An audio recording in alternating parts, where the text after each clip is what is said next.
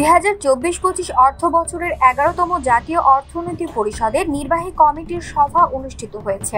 সভা শেষে দেশের চলমান রাজনৈতিক পরিস্থিতি নিয়ে উপদেষ্টাদের সঙ্গে বৈঠক করেছেন প্রধান উপদেষ্টা ডক্টর মোহাম্মদ ইউনূস। শনিবার দুপুরে রাজধানীর শেরেবাংলা নগরের NEC সম্মেলন কক্ষে উপদেষ্টা পরিষদের এই বৈঠক শুরু হয়। প্রধান উপদেষ্টা ডক্টর মোহাম্মদ ইউনূসের সভাপতিত্বে বৈঠকে 19 উপদেষ্টা উপস্থিত ছিলেন। জানা গেছে, উপদেষ্টা পরিষদের বৈঠকে উপদেষ্টাদের বাইরে আর কাউকে রাখা হয়নি।